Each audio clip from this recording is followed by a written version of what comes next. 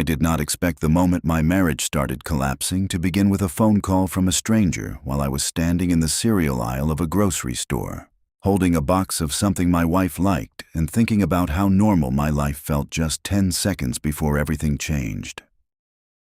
My phone rang with an unfamiliar number, and when I answered, a calm male voice said something that instantly made my stomach drop through the floor, because he spoke slowly, almost apologetically, and said, "I am really sorry to bother you, man, but I think you should know your wife told me she was single."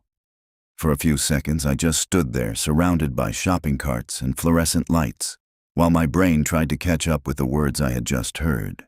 And I finally forced out a confused response that came out far calmer than I actually felt, saying, "You must have the wrong number because my wife has been married to me for 11 years. But the man only sighed and replied with the kind of certainty that makes your blood run cold. "Then you might want to ask her why she has been meeting me every Thursday night for 3 months. I wish I could say I handled that moment with strength or dignity. But the truth is, I just stood there staring at the shelf while the world around me kept moving like nothing had happened. And the strange part was that when I thought back over the last few months, little things suddenly started lining up in a way that made me feel physically sick. My wife Erica had been distant, constantly guarding her phone, snapping at me over the smallest things, and telling me almost every week that she was going to help her mother or stay late at work. And every time I asked a simple question, she would roll her eyes with that sharp tone she used when she wanted to make me feel stupid, saying things like, "Not everything in my life revolves around you, Michael," or, "Maybe if you made more money, I would not have to work so hard." I remember standing there in that grocery store, replaying all those moments in my head and realizing something that hurt more than the phone call itself, which was that the signs had been there for a long time, and I had ignored them because I wanted to believe my marriage was stronger than it actually was. The man on the phone finally said something that made the situation even stranger, and in hindsight, that was the first twist that should have warned me things were far worse than simple cheating, because he added quietly, almost awkwardly, "Look, I am not trying to ruin your life, but I found your number in her messages, and I figured if I were you, I would want to know the truth." And before hanging up, he told me one last detail that hit like a punch to the chest, explaining that Erica had introduced herself to him by saying she was trapped in a miserable marriage with a husband who was too weak to notice what she was doing behind his back. And standing there with that phone still in my hand, staring at the cereal box I had grabbed for her out of habit, I realized something that scared me more than anger ever could. Because for the first time in 11 years, I did not actually know who the woman I had married really was. I barely remember how I got home that evening because the drive felt like moving through fog, while my mind kept replaying that stranger's voice over and over again. And the worst part was the quiet certainty growing in my chest that something in my life had already broken long before that phone call. Erica was sitting on the couch when I walked in, scrolling through her phone like she always did lately, barely glancing up when I entered the room, and she spoke with that same irritated tone that had slowly become normal in our marriage, saying, "You're late again, Michael. Did the grocery store suddenly become your social life or something?" I placed the bags on the counter and stared at her for a long moment before answering, trying to keep my voice steady, even though my heart was beating like it wanted to escape my chest. And I finally said quietly, "Funny thing happened today, Erica. Because a man called me in the cereal aisle and said you've been meeting him every Thursday night for 3 months while telling him you're single." For a split second, her face froze in a way that would have been invisible to anyone who didn't know her as well as I thought I did. But then that familiar defensive attitude snapped back into place like armor sliding over a soldier. And she rolled her eyes dramatically before letting out a sharp laugh that sounded more irritated than surprised, saying, "Oh my God, Michael. You cannot possibly be serious right now, because if you're believing random prank calls from strangers, then maybe the real problem in this marriage is that you're paranoid and insecure." I remember standing there gripping the edge of the kitchen counter while anger and confusion twisted together inside me, and I asked slowly, "So your answer is that the guy just imagined 3 months of dinners with you, And she snapped back immediately with that cold tone she used whenever she wanted to make me feel ridiculous, saying, "My answer is that you clearly have too much time to invent drama instead of focusing on why this marriage has been suffocating me for years." That was the first moment I felt something inside me crack, because instead of denying the story directly, she turned the entire conversation into an attack on me. And before I could even respond, she stood up, grabbed her purse, and said she was leaving to get some air because she refused to deal with my accusations. I should have chased her, demanded answers, forced the conversation to continue, but instead, I just stood there in the kitchen listening to the door slam and realizing how strangely rehearsed her reaction had sounded, as if she had already prepared an escape plan for the day someone finally started asking the wrong questions. And about 10 minutes after she left, my phone vibrated again with a message from the same unknown number, and when I opened it, the man had sent a single screenshot of a conversation with Erica, and the last message she had written to him said something that made my stomach twist in a way I cannot fully explain, because the text read, "My husband is too clueless to ever find out." I wish I could say that screenshot made me explode with anger right away, but the truth is something colder happened inside me instead. Something heavy and quiet that settled into my chest like a stone while I stared at those words glowing on my phone screen. The message was undeniably Erica's number, undeniably her style of writing, and I kept rereading the sentence over and over again while standing in the silent kitchen, because seeing your entire marriage reduced to one mocking line from the person you trusted most has a way of hollowing you out faster than rage ever could. I remember whispering out loud to an empty room, almost like I was hoping the walls would correct me and tell me I misunderstood something, saying slowly, "Too clueless to ever find out, huh?" And the strange part was that even in that moment, a piece of my mind was still trying to defend her, still trying to invent some explanation that would make the evidence less devastating. About 20 minutes later, Erica came back inside, acting like nothing had happened, dropping her purse on the counter and walking past me without even looking in my direction.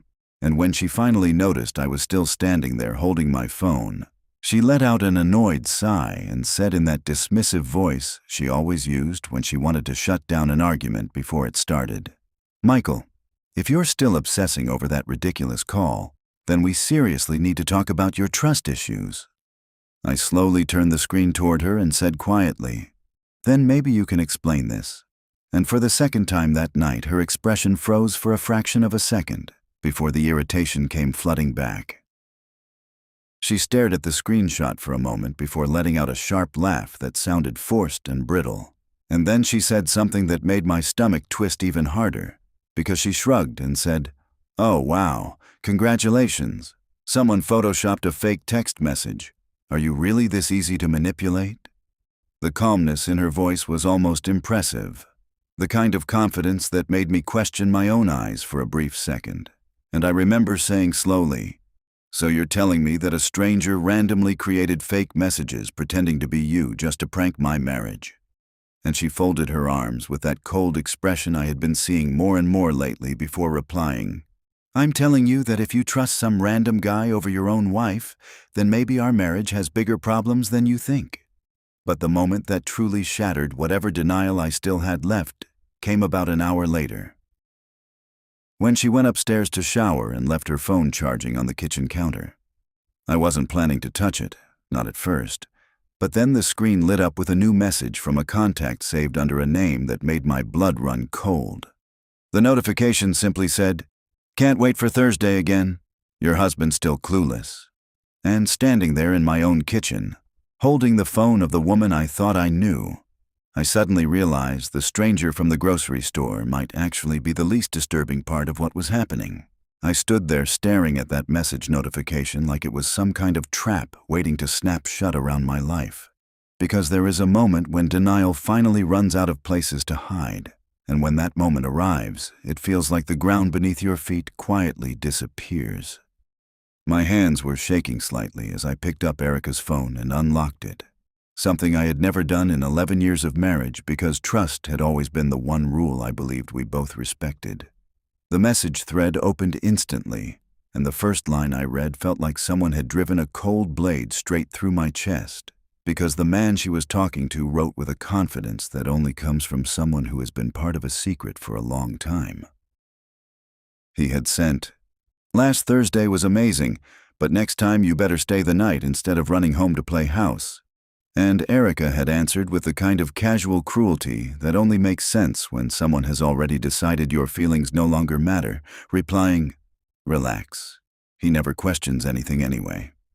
I remember whispering her name under my breath like it might somehow summon a different version of the woman I married, saying quietly to the empty kitchen, "Erica, what the hell happened to you?" Because reading those messages felt like discovering a stranger living inside my wife's body. The conversation scrolled back for weeks, maybe months, and every line made things worse than the last, because it wasn't just flirting or emotional distance. It was mockery, manipulation, and the kind of cold disrespect that slowly poisons everything you thought was real. At one point, the man asked her directly if she ever felt guilty about lying to me, and she answered with a sentence that burned itself permanently into my memory, writing, "Michael believes whatever I tell him. That's the easiest part." Then the bathroom door upstairs opened, and the sound of running water stopped, and panic hit me hard enough that I almost dropped the phone before quickly putting it back exactly where it had been on the counter. By the time Erica walked downstairs wrapped in a towel, humming softly like it had been a completely ordinary evening, I was sitting at the table trying to control the storm building in my chest. She glanced at me and immediately noticed something in my face because her eyes narrowed slightly, and she said with a suspicious edge in her voice, "Why are you sitting there like that, Michael? Did you finally realize how ridiculous that whole accusation was?" I looked up at her slowly and said something that made the room go completely silent, because my voice came out calmer than I actually felt as I replied, "I just learned something interesting about Thursday nights." Her expression hardened immediately, and the sharpness in her voice returned like a blade sliding back into place when she snapped, "If this is another one of your paranoid little theories, then save it, because I'm not dealing with your insecurity tonight." But before I could answer, something else caught my eye on the phone screen she had just picked up, and the new notification that appeared there made my heart slam against my ribs so hard I could hear it in my ears. Because the contact name at the top of the screen didn't belong to some random stranger. It belonged to someone I had trusted for almost 20 years. The name on the screen felt like someone had dropped a weight straight through my chest because it wasn't a stranger, it wasn't a coworker, and it definitely wasn't someone random from the internet. The name at the top of Erica's phone was Daniel, and the moment I saw it, my entire body went cold for a reason that took my brain a few seconds to fully process. Daniel wasn't just anyone in our lives. Daniel had been my best friend since college. The guy who stood next to me as my best man at our wedding. The same man who had sat in our living room countless nights drinking beer and talking about life like he was part of the family. And the notification that had just appeared on Erica's phone said something so casual, so confident, that it felt like my entire past had suddenly turned into a lie. The message read, "Your husband finally suspicious yet? Or is he still the same clueless guy you always talk about?" I looked up slowly and met Erica's eyes, and I will never forget the exact moment when she realized I had seen the name on her screen because something in her expression shifted. Not fear, not even guilt, but irritation, like someone who had just been caught in a minor inconvenience.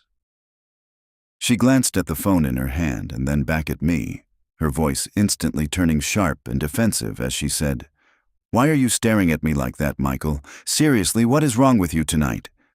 I could feel my hands trembling on the table as I answered her in a voice that sounded distant, even to my own ears, saying slowly, "I was just wondering when you were planning to tell me that my best friend has apparently been spending Thursday nights with my wife." For the first time since this whole nightmare began, Erica didn't immediately fire back with one of her sarcastic excuses. Instead, she just stood there for a moment, holding the phone, staring at me like she was calculating something in her head, and then she finally let out a long breath before saying something that made my stomach twist with anger. She rolled her eyes and said in that cold tone that had become painfully familiar lately, "Oh my God, Michael. You seriously went through my phone, didn't you? That is such a massive violation of trust." The audacity of that statement hit me so hard I actually laughed. A bitter sound that didn't feel like it belonged to me, and I leaned back in the chair before saying slowly, "You're cheating on me with Daniel, and the part you're upset about is that I checked your phone." Her jaw tightened immediately, and she snapped back with pure venom in her voice. "First of all, you have absolutely no proof of that, and second of all, Daniel and I are allowed to talk without you acting like some jealous lunatic." But then she made a mistake. The kind of mistake people make when they're too confident in their own lies, because she added something that instantly made the situation even worse. She crossed her arms, looked me straight in the eyes, and said, "Besides, Daniel understands me in ways you never have." And in that moment, sitting across from the woman I had spent 11 years loving, I realized the betrayal I had just uncovered might only be the beginning of a much bigger disaster. I don't know what hurt more in that moment. The fact that my wife had been lying to me for months, or the fact that the man she chose to lie with was someone I had trusted like a brother for almost 2 decades. The room felt strangely quiet after Erica said those words, like the air itself was holding its breath, waiting to see what I would do next. And I remember staring at her while 1,000 memories of Daniel ran through my mind, all at once. This was the guy who helped me move into our first apartment. The guy who toasted our wedding and told everyone I was the luckiest man alive. The same guy who had sat at our kitchen table just 3 weeks ago laughing with Erica while we talked about taking a vacation together next summer. And now she was standing there looking at me with that same irritated expression, like I was the one ruining the evening. I finally spoke, but my voice sounded colder than I had ever heard it before, as I said slowly, "You mean the same Daniel who stood next to me at our wedding while you promised to be faithful for the rest of your life?" Erica let out an exaggerated sigh, like she was tired of explaining something obvious to a child. And then she said something that made my hands clench into fists under the table. She shrugged and replied, "People change, Michael. And maybe if you actually paid attention to me instead of living in your comfortable little routine, you would have noticed that this marriage stopped working a long time ago." For a moment, I couldn't even process what she had just said, because the calm cruelty in her voice was almost surreal, and I leaned forward slightly before asking in disbelief, "So your solution was to start a secret relationship with my best friend while pretending everything was normal?" Erica didn't even try to deny it this time. Instead, she looked me straight in the eyes and said with a sharp edge in her voice, "At least Daniel listens when I talk instead of shutting down every time things get uncomfortable." The anger that had been building inside me all night finally broke through, and I slammed my hand on the table before saying, "You didn't just betray me, Erica. You turned my entire life into a joke with someone who was supposed to be family." For a split second, something flickered across her face. Maybe guilt, maybe irritation. But it vanished almost immediately when she crossed her arms and said something that made the entire situation spiral into an even darker direction. She said quietly, almost casually, "If it makes you feel any better, Daniel wasn't even the first person." The words hit me like a physical blow, and I stared at her in stunned silence before asking the only question my brain could form. "What do you mean? He wasn't the first?" When Erica said that Daniel wasn't the first, the words hung in the air like a slow-moving storm cloud, and for a moment I honestly wondered if I had misheard her, because the human brain has a strange way of protecting itself from truths that feel too large to process all at once. I stared at her across the kitchen table while my mind scrambled to make sense of what she had just admitted. And finally, I managed to ask the question again in a voice that sounded far calmer than the chaos exploding inside my chest, saying slowly, "Erica, what exactly are you telling me right now?" Instead of looking ashamed or even nervous, she leaned against the counter and folded her arms, and the expression on her face was something I had never seen before during our entire marriage. It wasn't guilt. It wasn't regret. It was irritation, like she was tired of hiding something she no longer believed was worth hiding. She let out a small laugh that sounded cold and dismissive and said, "I'm telling you that Daniel is just the one you happen to find out about." For a moment, the room spun slightly because hearing those words felt like watching the entire history of my life collapse in real time. My throat tightened as I asked the next question, already dreading the answer before she even opened her mouth. "How long?" She tilted her head slightly, thinking about it as if she were trying to remember the date of a vacation, instead of the moment our marriage started dying. Then she said something that made my stomach twist so violently, I had to grip the edge of the table just to steady myself. Honestly, probably about 6 years. 6 years.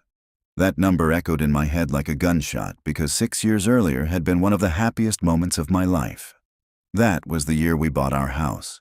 That was the year Erica told me she felt like our life was finally stable.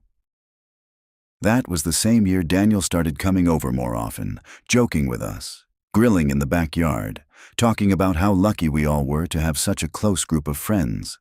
And suddenly, every memory from that time began rearranging itself into something darker. But the next thing Erica said turned the entire nightmare into something even worse. She looked directly at me and said quietly, "Honestly, Michael, you're focusing on the wrong problem." My voice came out hoarse when I asked, "What does that even mean?" And she answered with a sentence that completely changed how I understood the last 11 years of my life. She said, "Daniel and I didn't betray you recently. We've been together almost since the beginning." When Erica said that Daniel and her had been together almost since the beginning, something inside my chest went completely quiet in a way that scared me more than anger ever could. Because there is a moment when pain stops feeling sharp and instead becomes something dull and heavy that presses against every memory you thought you understood. I stared at her across the kitchen table while my mind replayed the last 11 years like a corrupted film. And suddenly, all the moments that once looked like friendship began to rearrange themselves into something darker. Daniel helping us move into our first apartment. Daniel standing beside me at the altar while Erica promised loyalty with tears in her eyes. Daniel sitting in our living room laughing while he called me his brother. I remember whispering his name like I was testing whether reality still made sense, saying slowly, "Daniel, my best friend, the guy who toasted our marriage." And Erica simply shrugged like none of that history mattered anymore. She let out a long breath and said something that felt like a final twist of the knife, speaking with that same cold honesty she had started using once the lies stopped being useful. "Michael, you're acting like this is some shocking betrayal that happened out of nowhere. But the truth is a lot simpler than that. Daniel and I dated before you and I ever got serious. When you introduced us at that party back in college, we already knew each other. We just never told you." For a moment, I couldn't even process the sentence because it felt like someone had reached back into the past and rewritten the very beginning of my life. I shook my head slowly and asked the question that suddenly mattered more than anything else. "So, all those years, the wedding, the house, all of it, you were lying the entire time?" Her answer came without hesitation. "We weren't lying," she said flatly. "We were just waiting." The room went completely silent after that, and I realized something terrifying in that stillness. The betrayal I had been trying to understand wasn't something that slowly developed over time. It wasn't a mistake or a moment of weakness or even a long emotional drift that turned into secrecy. According to Erica, the entire foundation of my marriage had been built on a story that wasn't real in the first place.